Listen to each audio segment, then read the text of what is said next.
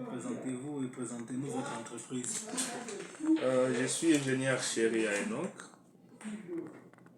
directeur et fondateur de Satec Congo SARL, qui veut dire Sapientia Technology and Engineering Company.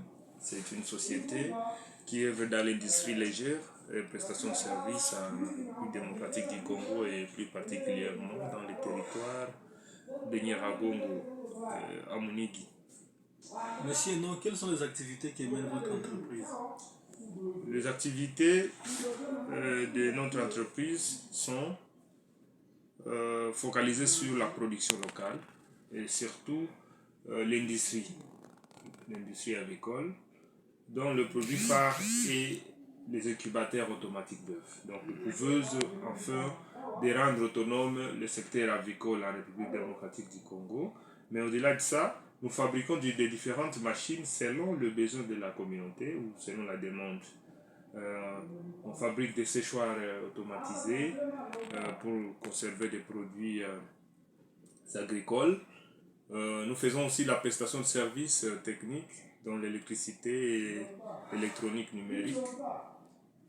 Voilà un peu ce que nous faisons. Mais au-delà de ça, il y a des projets pilotes dans les cadres humanitaires et sociaux. Et quels sont ces projets que vous exécutez? Dans les cadres humanitaires, nous exécutons aussi des projets en collaboration avec d'autres associations que nous avons aussi créées. Après, dans les cadres humanitaires, il y a SADEC Asbel qu'on a créé. Avec ça, nous réalisons les encadrements de déplacés du camp de Kanyaruchinya, déplacés des guerres venant de Rutshuru et de Kibumba. Et nous leur apprenons beaucoup de choses ici chez nous, des formations accélérées, gratuites, dans l'apprentissage de différents métiers, dont l'élevage, l'électricité domestique. Il y a aussi la soudure. Et plus tard, avec l'aide du Seigneur, on pourra voir qu'aussi, on va lancer la coupe de couture et mécanique automobile en faveur de ces jeunes déplacés qui sont délaissés dans les cas, ils n'ont rien à faire. On doit les encadrer pour éviter le pire à la prochaine. Voilà, incubateur pour fabrication des œufs, comment ça se fait? Les incubateurs automatiques d'œufs sont des machines destinées à produire les poussins artificiellement. Donc à faire la couvaison artificielle. Vous voyez, pour avoir des poussins avec une poule, il faut qu'une poule puisse faire la couvaison pendant 21 jours. Maintenant, pour rendre rentable ce business, que ça soit aussi pérenne dans notre pays, et il nous a fallu mettre sur pied des machines qui vont faciliter la production à grande échelle. Donc beaucoup de poussins, même 10 000, 20 000 poussins dans peu de temps. C'est là parce qu'on a constaté que la grande partie des éleveurs congolais importent toujours les poussins. Donc il y a une sorte de dépendance extérieure dans le secteur agricole et c'est déjà un manque à gagner. Et c'est un problème de sous-alimentation dans notre région. Alors cette machine consiste à recevoir les œufs. Vous branchez la machine au courant électrique pendant 3 semaines. La machine va mettre ces œufs-là dans des conditions d'incubation, dont la chaleur, donc la température, l'oxygène et l'humidité, qui sont propices pour faire éclore l'œuf, afin d'obtenir le poussin. Oui, je comprends bien. Est-ce qu'il y a une différence entre un poussin produit dans cette machine et un poussin normal qui viendrait du village? Aucune différence. Aucune. Pourtant, la population semblerait déjà douter de ces différentes poules qui viennent, disons, de la machine. Oui, la population peut douter si elle n'est pas informée.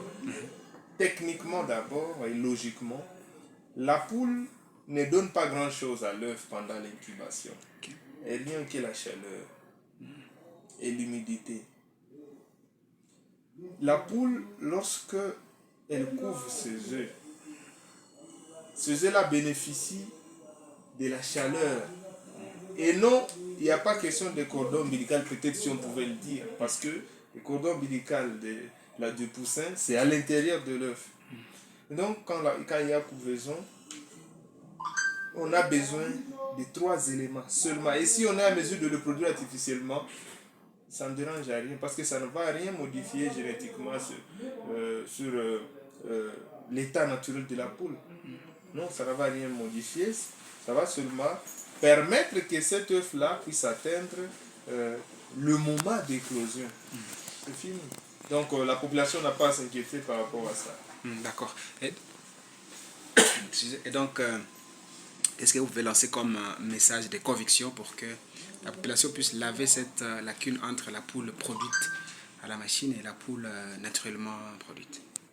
Oui, vous voyez, il y a la différence entre incuber et fabriquer un poussin. Si on pouvait dire à la population que nous fabriquons les poussins, ils pouvaient s'inquiéter, se dire, comment fabriquer, avec quelle matière? Mais nous incubons les œufs. Parce que la source de tout, la base, c'est l'œuf. Nous prenons cet œuf-là qui est naturel, récupéré auprès d'une poule mère. C'est cet œuf-là que nous mettons dans la machine.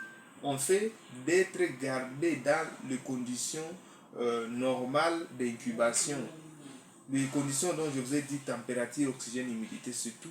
Pour avoir les produits. Donc, la population doit faire confiance à cette qualité de production. C'est une production qui vise à développer le secteur avicole, mais aussi lutter contre l'insécurité alimentaire. Parce qu'avec cette machine, facilement, on peut produire même 100 000, même 1 million de poussins le mois dans notre ville.